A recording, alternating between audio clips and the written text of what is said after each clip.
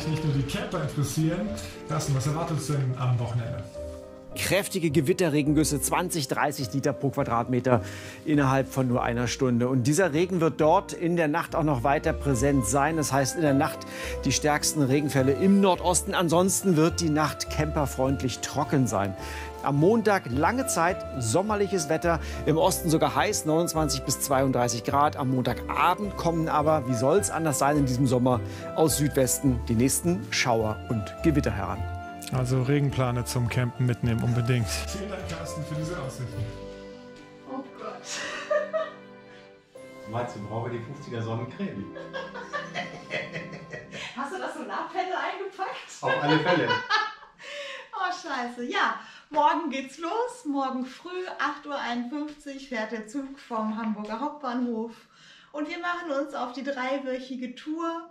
Zuerst von Berlin aus den Spreeradweg runter, dann von Zittau den Oder-Neiße-Radweg wieder hoch und von Ueckermünde über die Mecklenburgische Seenplatte wieder zurück bis Bullenhausen. 3 Wochen insgesamt, 1550 Kilometer ungefähr, knappe 6000 Höhenmeter und hoffentlich viel Sonne. Wir testen auch die Regenklamotten, glaube ich. Oh Gott.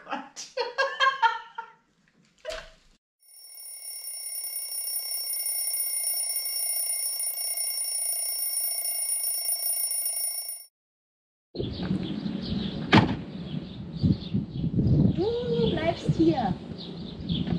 Und wir fahren jetzt los. Gott, kannst du glauben, dass es jetzt losgeht? Jetzt geht's los. Yay! Auf geht's nach Hamburg.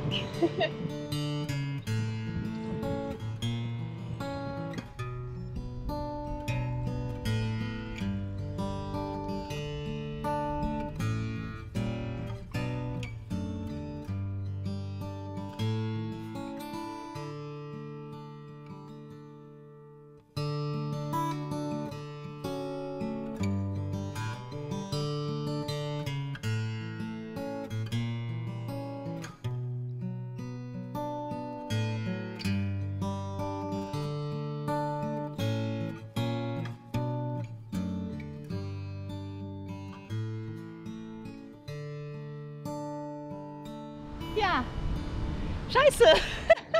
Wir sind gerade mal 25 Minuten gefahren und haben schon das erste Hindernis im Weg. Na gut, wenn die Elbbrücke dann wieder schön gemacht wird, nehmen wir es in Kauf. Und da vorne ist eine schöne Umleitung ausgeschildert. Da geht es jetzt weiter.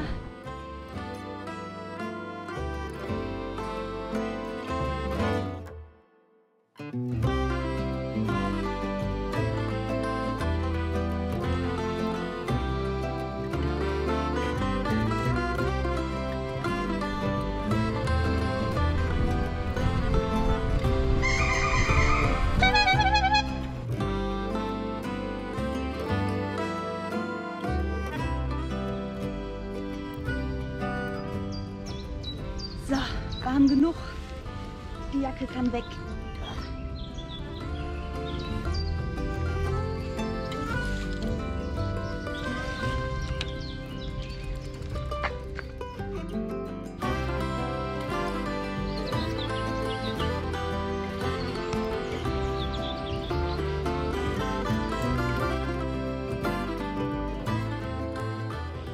Das ist der Wilhelmsburger Inselpark.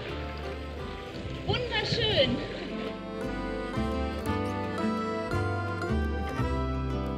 Das sind noch die Relikte aus der internationalen Gartenbauausstellung.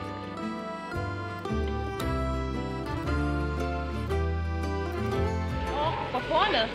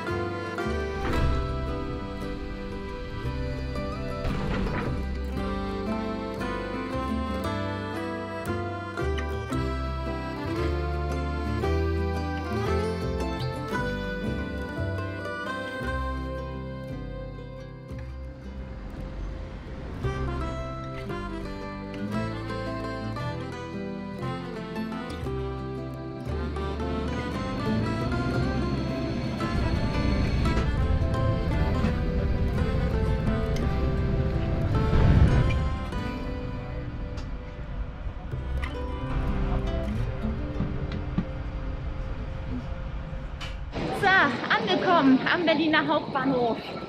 Und was haben wir eben festgestellt? Wir haben unsere Tassen vergessen. Ja, mal schauen, ob es hier noch irgendwo welche gibt. Ansonsten sieht das schlecht aus morgen im Café. Ja. Ja, erstmal den Ausgang finden. Erstmal den Ausgang finden, genau. Willkommen in Berlin!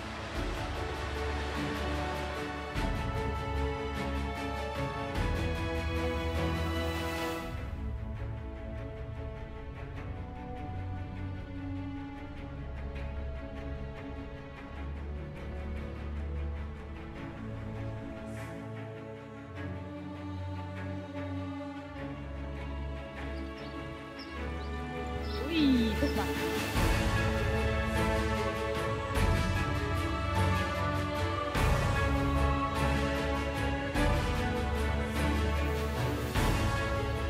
Markus und ich stehen hier gerade auf dem Platz der Republik. Und hinter uns sieht man das Reichstagsgebäude. Mit der Glaskuppel, die 1999 draufgesetzt wurde, und der Inschrift dem deutschen Volke. Es ist seit 1990 Sitz des Deutschen Bundestages. Und am 9. November 1918 rief der SPD-Politiker Philipp Scheidemann vom Balkon am Westportal die Republik aus. Vom Platz der Republik geht es jetzt weiter zum Pariser Platz. Bestes Wetter auf dem Pariser Platz und hinter uns das Brandenburger Tor.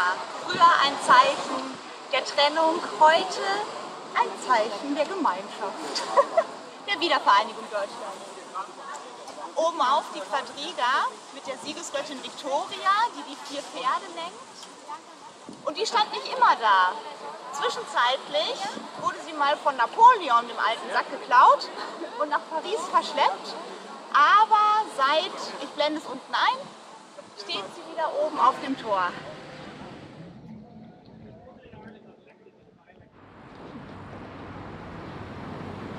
Wir fahren gerade über den Prachtboulevard unter den Linden. Er geht vom Brandenburger Tor bis zur Schlossbrücke, beziehungsweise bis zum Reiterdenkmal von Friedrich dem Großen. Und das Schöne ist, es ist zwar eine sehr volle Straße, eine sehr große Straße, aber wir können als Fahrradfahrer die Busspur nutzen und das geht relativ gut.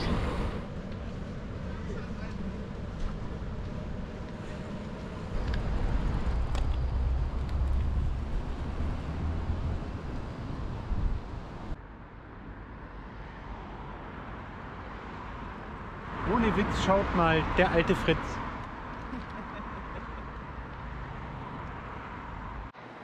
Ja, da steht er jetzt, der alte Fritz.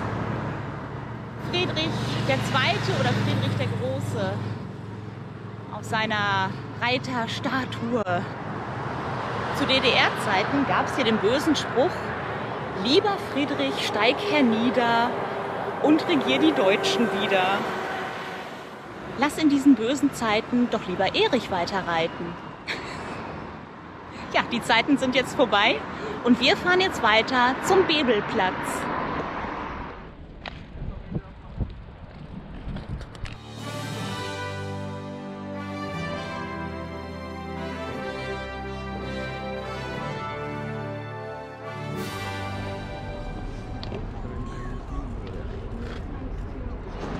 Also wahrscheinlich wird man es jetzt nicht erkennen, aber der Bebelplatz war im Mai 1933 der Platz, wo die Nationalsozialisten viele gute Bücher verbrannt haben von kritischen und jüdischen Autoren, unter anderem Kästner zum Beispiel. Thomas Mann war, glaube ich, auch mit dabei.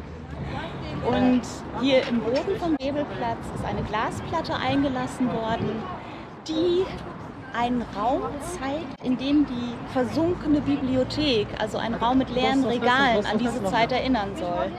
Quasi ein Mahnmal. Geradeaus sehen wir jetzt die St. Hedwigskirche, auch auf dem Bebelplatz. Sie wurde 1747 bis 1773 erbaut und ist die Bischofskirche von Berlin. Und das Besondere an dieser Kirche ist, dass damals Friedrich der Große einen Ort für eine Religionsgemeinschaft quasi schaffen wollte. Und zwar orientiert am Pantheon in Rom.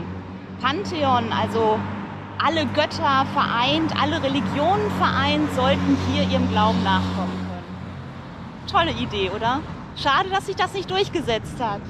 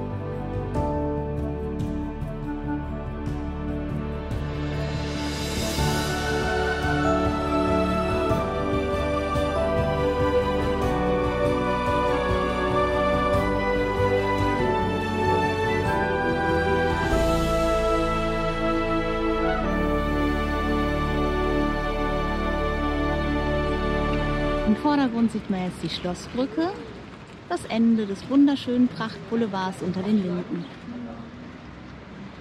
Wenn wir jetzt noch ein bisschen weiter rüber schwenken, dann sehen wir das Berliner Stadtschloss. Hier in der Ansicht von der Spree. Das Berliner Stadtschloss sieht zwar alt aus, ist es aber gar nicht. Denn es ist erst von 2015.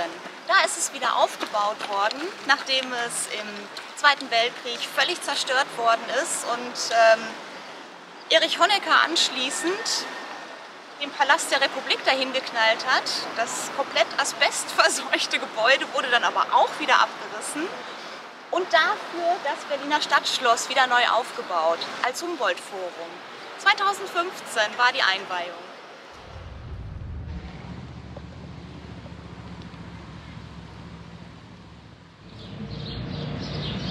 Hinter uns ist das Rote Rathaus. Und wer wohnt da?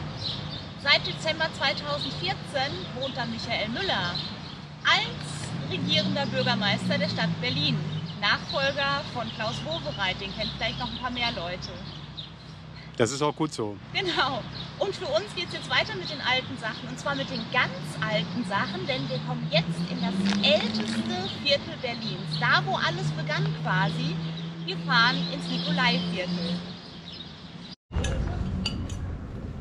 Na, was hast du denn da? Den falschen Becher. Ja, immerhin besser als gar nichts. Da wir unsere schönen Drahteselbecher leider Gottes vergessen haben, haben wir aber in einem kleinen Lädchen hier im Nikolaiviertel schöne neue Becher gefunden, die uns immer an diese wunderschöne Stadt erinnern werden. Guck!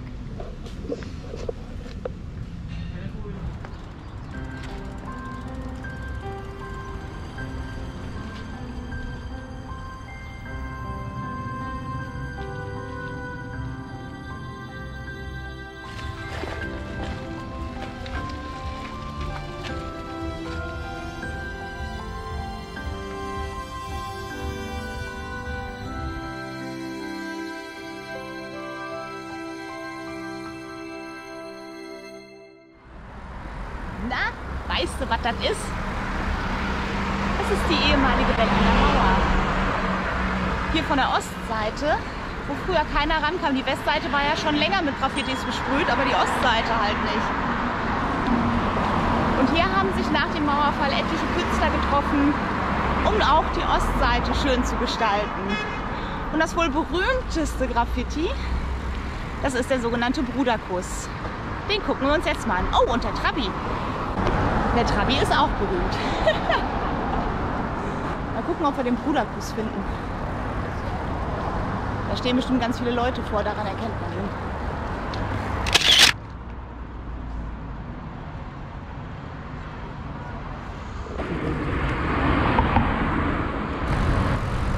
Und schon sind wir in Kreuzberg.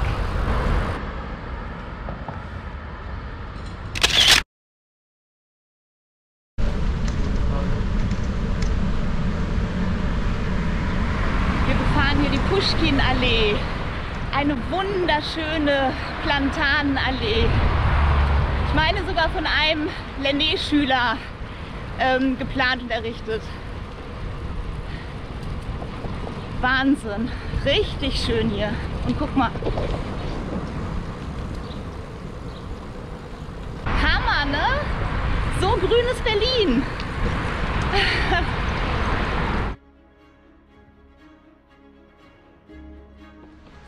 Ewiger Ruhm den Helden, die für die Freiheit und Unabhängigkeit der sozialistischen Heimat gefallen sind.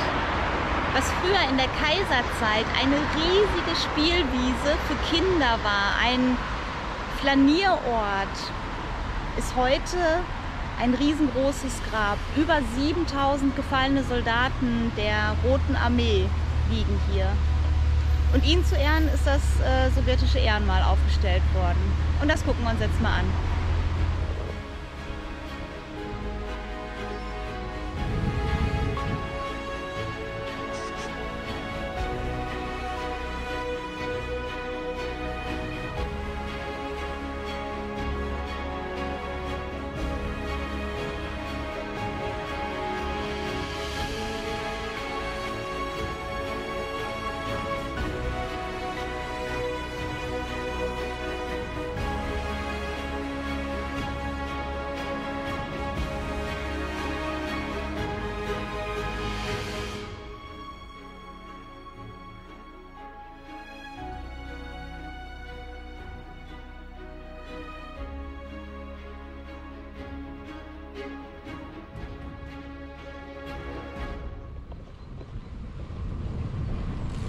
Jetzt geht es ein großes Stück durch den Plenterwald, bis wir wieder irgendwann zur Spree kommen. Schön abseits von der lauten Straße eben. Absolut. Na? Kannst synchron sprechen. Ja, Stereo. Oh, und hier riecht es nach Gras. Oh. Wir meinen nicht den Boden bewegen.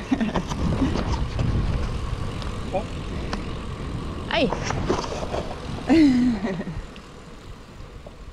Das war so nicht geplant. Also für sowas ist Komoot dann ja doch wieder gut, ne? Komoot findet sofort die richtige Strecke, den richtigen Umweg.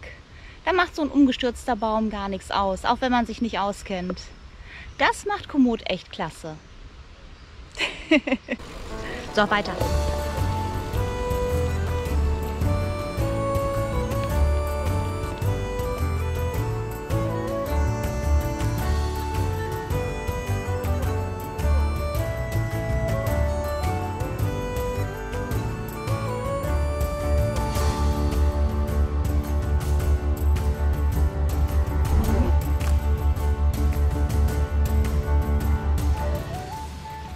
Schon sind wir drüben auf der anderen Seite der Spree. Weiter geht's jetzt in den Volkspark Wuhlheide. Und da befindet sich Berlins zweitgrößte Freilichtbühne. Die Parkbühne oder einfach nur Wuhlheide.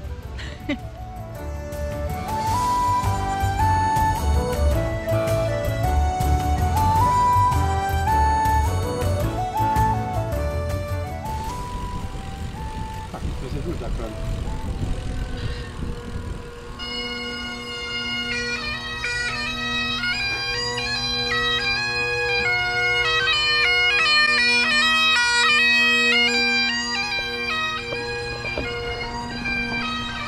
Immer noch in Berlin.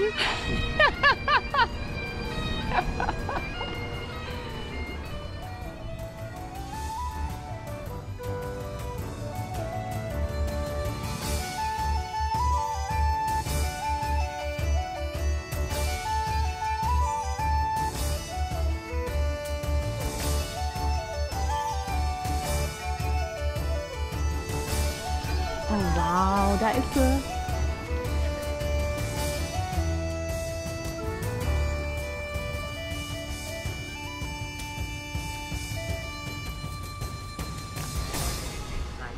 Oh.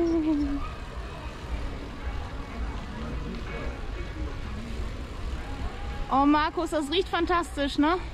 Kommen wir da hin? Ja.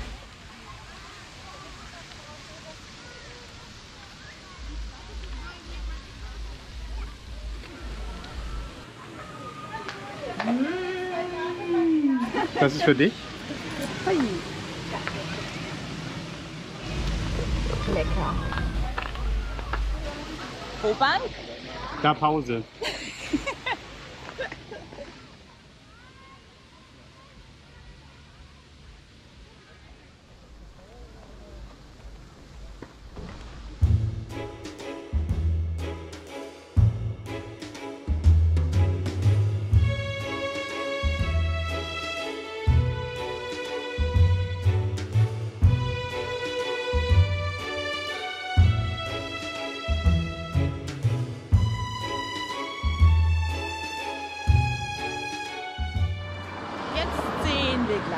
Zum ersten Mal das Schloss von Köpenick auf der Schlossinsel.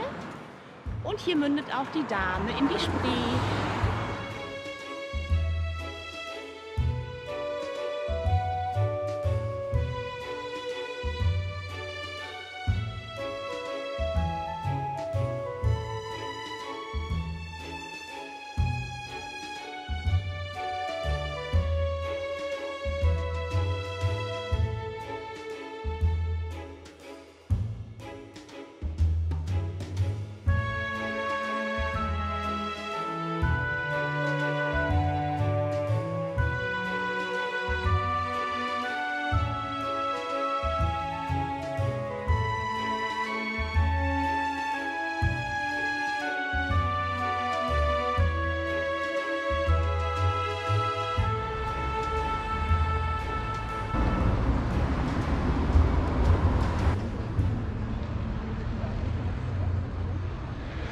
Wir stehen jetzt hier im Rathaus von Köpenick. Der berühmte Standort, wo der damals arbeitslose Schuster Wilhelm Vogt sich als Hauptmann verkleidet hat und ein paar Soldaten eingesackt hat, den Bürgermeister festgenommen hat und aus der Staatskasse sagenhafte 3.557 Mark entwendet hat. Karl Zuckmayer hat später ein Buch darüber geschrieben und verfilmt wurde es unter anderem auch mit Heinz Rühmann in der Hauptrolle.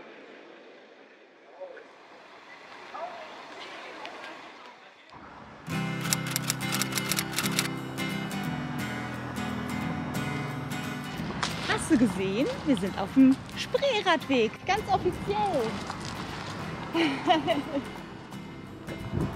Na? Wir sind jetzt ganz offiziell auf dem Spreeradweg. Na sowas. Das ist doch cool, oder? Cool. I've been running from myself so long. I've been running from my heart. Things have never been the same since you packed your bags and played your cards. Summer felt like autumn with the sun so bright and cold, but snow began to fall and there's a light. Wir stehen hier gerade auf einer kleinen schönen Holzbrücke über dem alten Spreearm. Gleich geht es noch über eine weitere Brücke über die Müggelspree.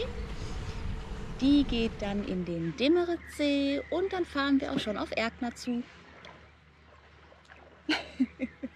So geht das weiter. Was ist in Erkner? Erkner ist ein Ort am Demmeretsee. Wow. Magic.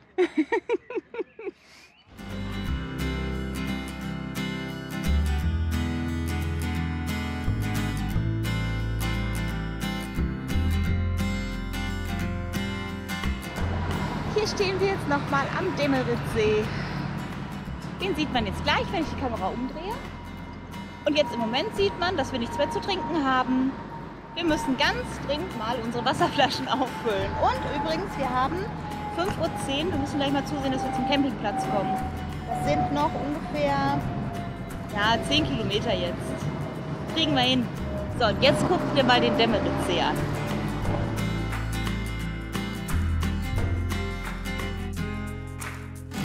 Searching courage to get up again in an armful of a friend. Between walls we both know oh so well. Now's the time he stops pretend. Wir verlassen jetzt Erkner und fahren auf direktem Weg zum Campingplatz Jägerbude. Ich meine mich daran erinnern zu können, dass als ich den Campingplatz rausgesucht habe, ich das deswegen gemacht habe, weil es da auch ein Restaurant gab oder ein Kiosk, auf jeden Fall irgendwas zu essen. Ich brauche jetzt irgendwie ein Stück Fleisch, Würstchen, weiß ich nicht, irgendwie sowas. Das war schon mal ein wunderschöner Tourauftakt. Irgendwie kann ich es immer noch nicht so richtig fassen, dass wir jetzt wirklich 3 Wochen auf Tour sind. Es ist noch total unglaublich, total skurril irgendwie, aber ja, wir sind wieder unterwegs. Ach, schön. So, wir sehen uns gleich auf dem Campingplatz. Geradeaus.